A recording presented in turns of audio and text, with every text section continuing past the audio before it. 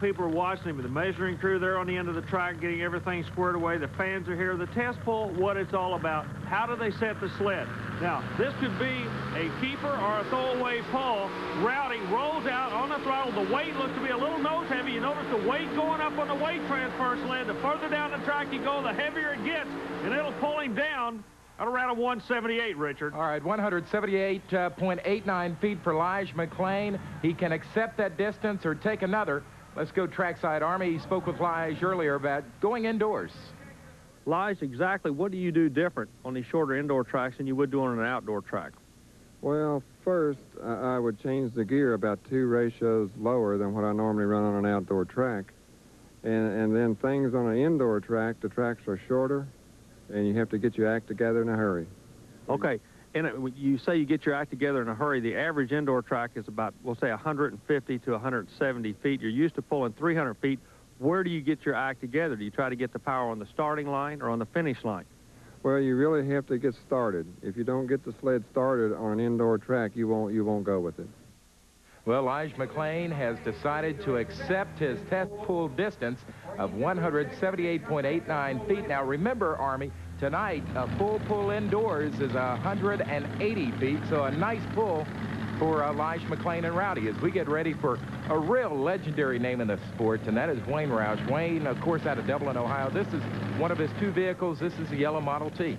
Wayne Roush finished second in national points chase this past summer. A real strong competitor. A moment ago, as he was backing to the sled, I was noticing in the background, all the drivers are watching the sled. We're indoors. Remember, shorter track. Where does the horsepower go down? Roush looks good.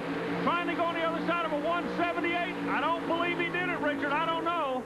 176.78 feet for Wayne Roush. By the way, our congratulations to Wayne, Army. He was recently named the 1988 Redman TNT Puller of the Year, and that's quite an honor. Well, you know, Richard, that award is voted upon by his competitor, so that's quite an honor for him.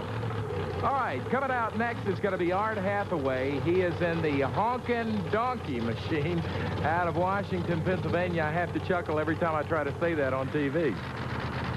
Gentleman's kind of interesting. He's stepping up in the sport. By stepping up, I mean he's moving over to a different class. Art is not new to the sport of pulling. He is new to the sport of 2-wheel drive pulling. This is a brand new truck. Got brand new forward sheet metal, areas for horsepower, has one of the Humco chassis, so a chassis war is starting to develop in the sport now, similar to NASCAR. This sport, the chassis war between Engler and Humco. This is a Humco chassis. Let's see what he can do for the Ford fans, trying to go on the other side of a 178, Richard. Nice pull, but not long enough. 171.78 for Art Hathaway. Pretty good pull for this former mini rod puller. Let's go trackside. Army's got him right now. Well, Art Hathaway, one of the new up-and-comers on the Redman Tour with us, the Honkin' Donkey out of Pennsylvania. You had this Humco chassis looking awfully strong out here tonight, Art. Well, we did pretty good. We're still a little bit heavy on the front end there. We could have took another weight back, and I think we've done a lot better. Now, you're one of the fellows that stepped up from the power rod division into the 2-wheel drives. That's kind of like jumping from the frying pan into the fire, isn't it? Yeah, the competition, I think, is a little bit stiffer in a 2-wheel drive. There's a lot more guys are at it 100% full-time. You know, that's their living. Mini rod guys are all part-timers. I'll tell you what, we appreciate you being with us in the Redman Tour. We'll see you later in the year. Okay, thank you. Well, back again comes Wayne Roush, this time in his little red truck. Army, why are we seeing him again so early in competition? Richard, in this sport, the pulling order is determined by the luck of a draw. As luck would have it, he drew early in the field with both vehicles. All right, the track holding up. He hopes he could have learned something in his first pull in the yellow Model T. Wayne Roush's little red truck is going to bog down 159.78, so he does not surpass his first pull as we go trackside. Well, you're working that left side to death out there, Wayne. Maybe I need to go to the other side. Well, I thought the left side was the place to be, so you got to try what you think. Got to live with the shot, huh? Yep. And we still didn't get enough weight off the front. It just didn't want to lift, just didn't want to pull like it should have. Real good. Back to you, Richard. All right, Army, we're watching a super modified 2-wheel drive puller. Omni, Atlanta, Georgia. Back with more on Power Tracks in just a moment. Not to. 321-4 USC. The Atlanta, Georgia super modified two-wheel drive competition on the Red Man Tour tonight, Army, and this is a division where driver skill very important.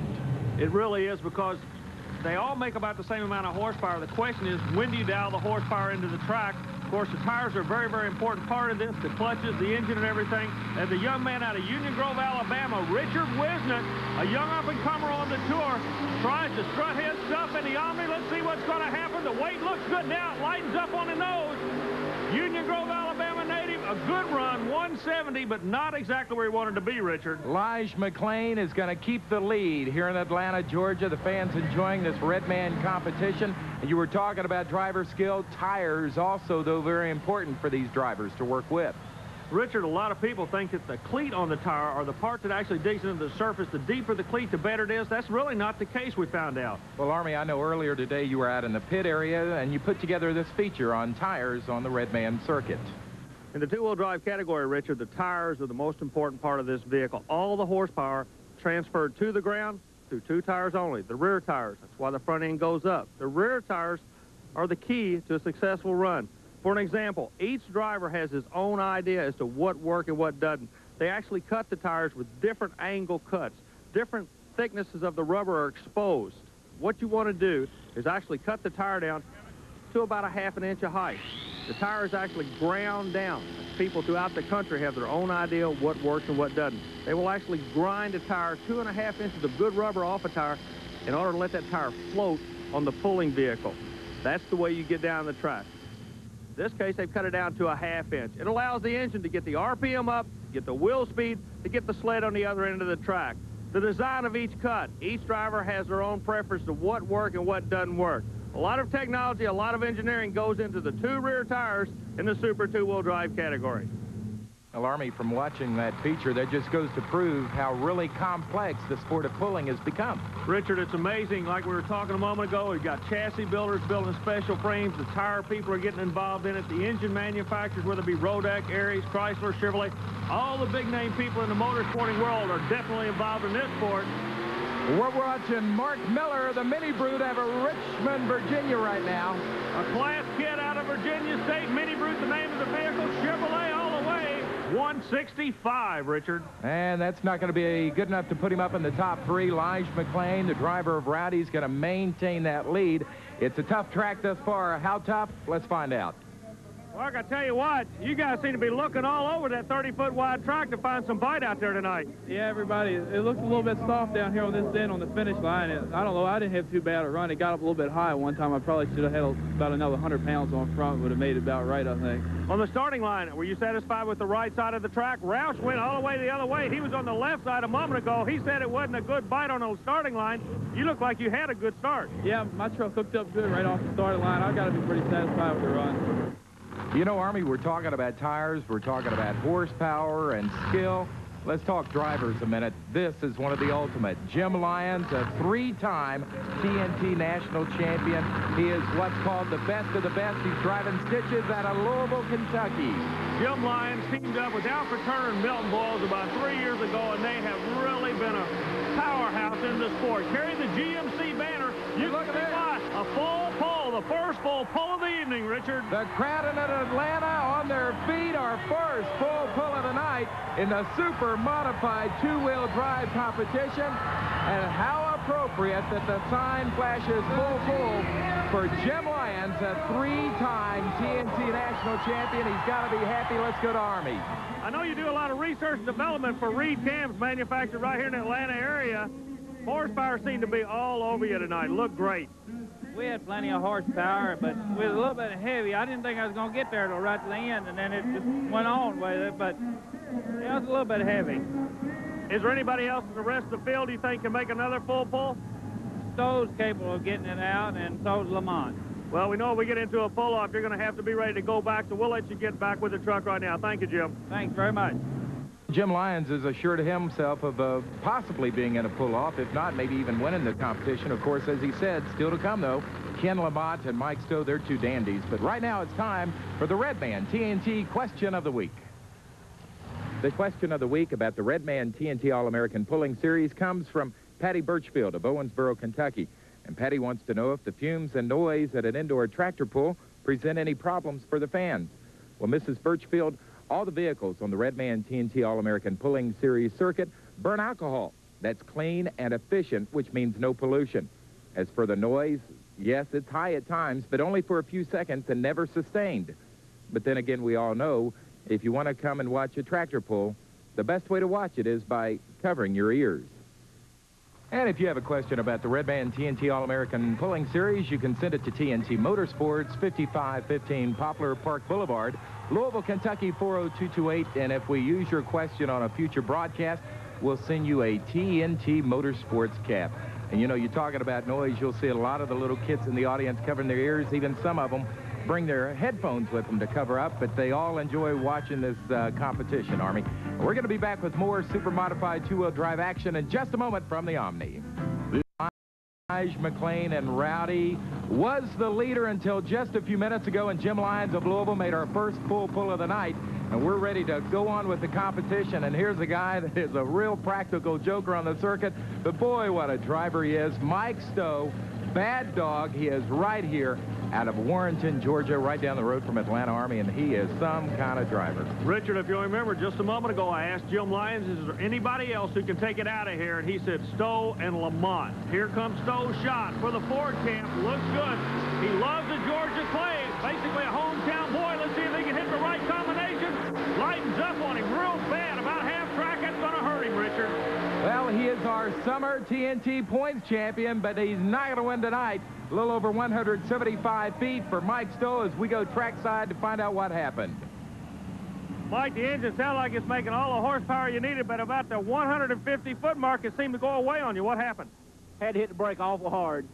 Tried to counterbalance the truck. I saw the track pulling everybody, but I had to hit the left brake awful hard, and the load's pretty heavy, and it just pulled it down a little bit, made it really lock in better, but the weight of the sled had caught me by that time. So it wasn't a good night tonight in the Omni for Mike Stowe, but last night, Army, was a different story because Mike Stowe was in a three-way pull-off in the competition, and we're going to look at some of the highlights from that pull-off right now.